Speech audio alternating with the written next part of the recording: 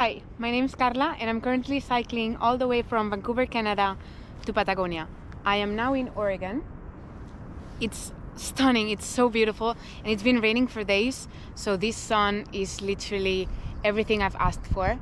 And yeah, this episode is all about my time in Oregon. I hope you enjoy.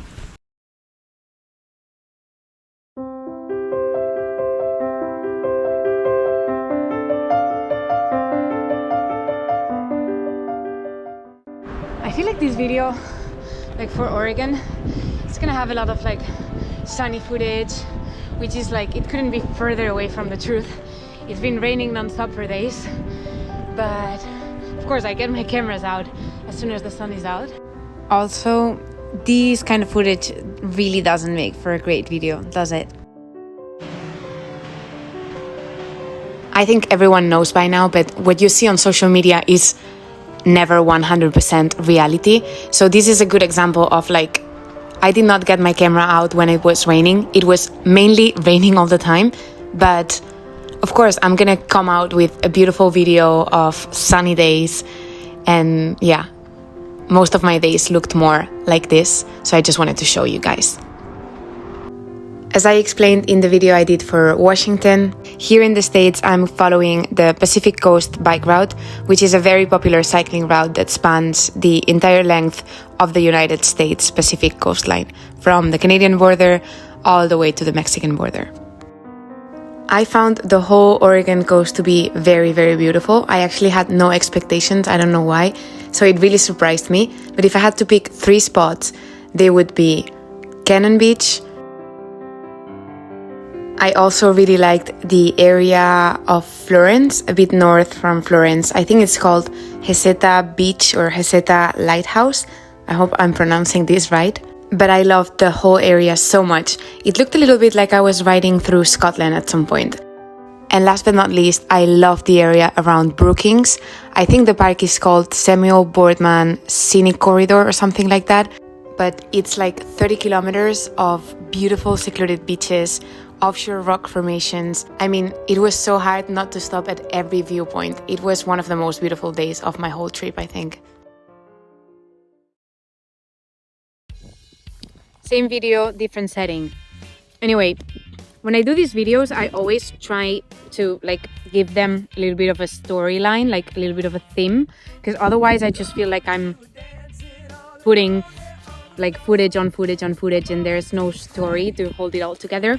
So I thought for this one, since kind of like the main theme of my time in Oregon was the rain, I thought maybe I could share with you some things I learned or I thought about as I was riding under the rain, because I did find it hard at times emotionally, and I did wonder many times, like, why am I doing this? Like, what's the point?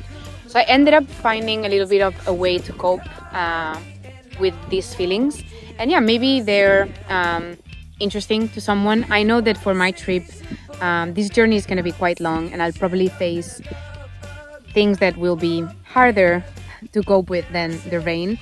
So I know I will be using these kind of mechanisms for the rest of my trip, and I hope someone finds them useful as well. Sorry, I'm here preparing my lunch. So I guess we can call this things I learned because it was raining. I hope someone finds them useful, and thank you so much to everyone who's been supporting my trip and just, I don't know, sending nice messages, kind messages of support for the bad days. I mean, I'm not someone who gets lonely very easily, and I haven't really been feeling lonely, but I am alone indeed. So those messages always make me feel very warm, and I feel like I'm supported by people, and that really does make a difference. So thank you so much, I really appreciate it. And let's go with the things I learned.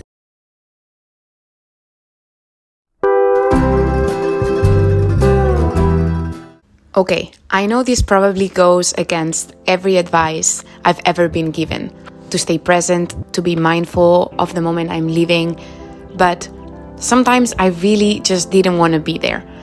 I would wake up in the morning, everything would be wet, and I would cycle for hours on end under the rain. The trucks, as they passed me, would splash me, and I had to pay so much attention to the road. I couldn't really look at the sceneries around me. So mentally, it was tough.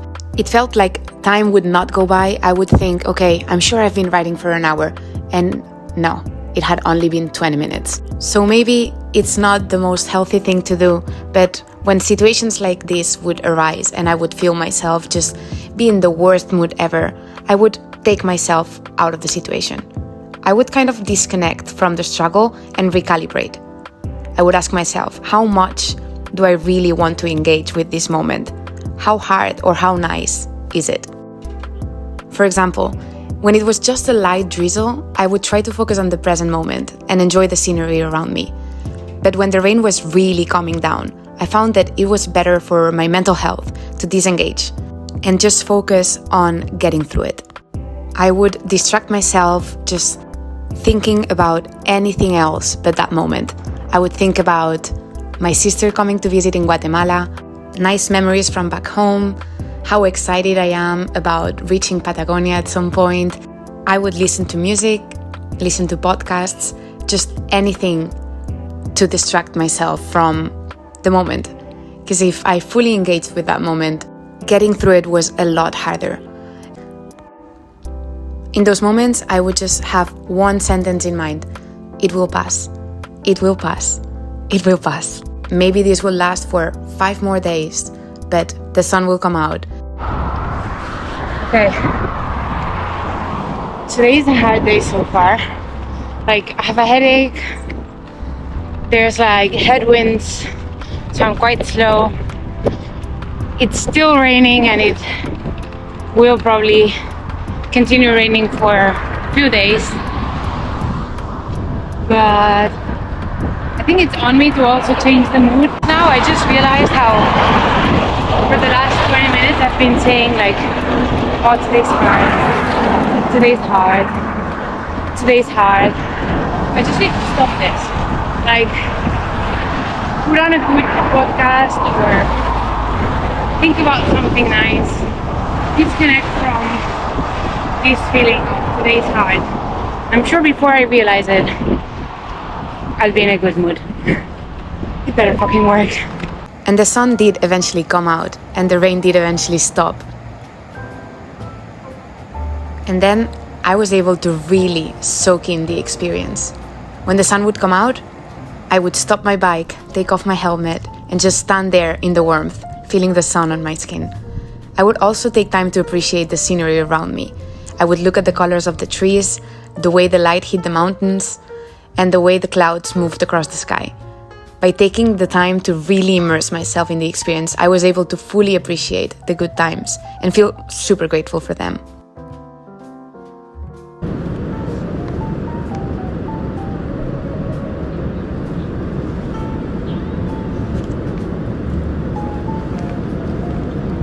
Anyway, here's how I would summarize it. Even if you find yourself in a tough situation, remember, you can always calibrate how present you want to be in a given moment.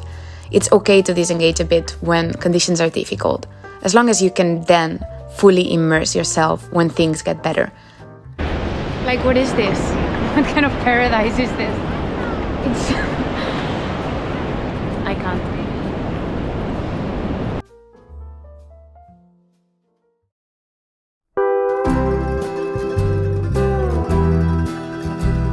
Something about traveling by myself is that I can spend hours or even days sometimes without really talking to anyone, which means I'm the only person I talk to for days, maybe. And I see myself as my travel partner.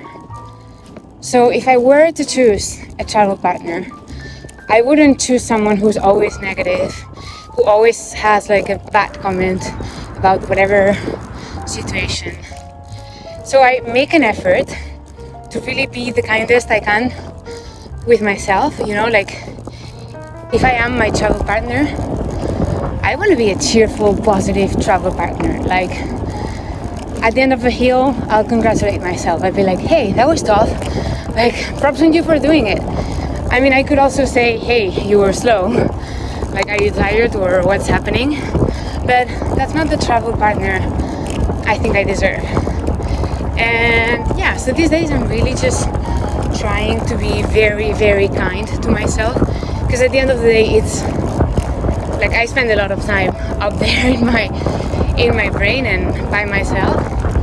So sometimes, I mean, it's funny and I laugh because I'm all alone here and I'm just like, hey, you were really quick, or hey, you were really fast, you're really strong there, or oh my god, I love how you kept your spirits up even though it was raining for days. But I think it makes sense to make a point of, you know, the same way we always have this negative talk towards ourselves, just invert it. And it does have like a very positive outcome. And I found that it really helps. Sometimes just because it makes me laugh. And sometimes because it's true. Like after I say it, I'm like, yeah, hell, why not? You know, like, yes, props to me. Congratulations, Katya. And that's funny because I can be talking out loud in this place and I mean, no one's gonna judge because there's no one. So I might as well, you know, no one's looking. I might as well just be the kindest person to myself.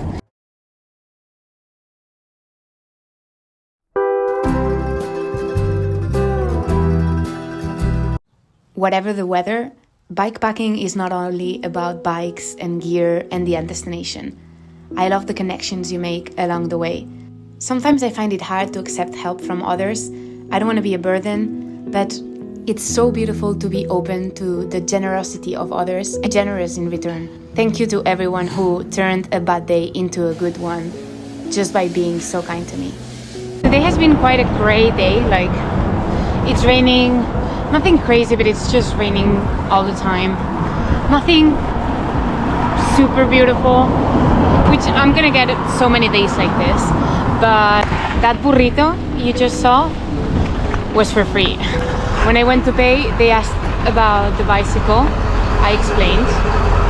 I said that I was really excited about Mexico. And they said they wouldn't allow me to pay for the burrito.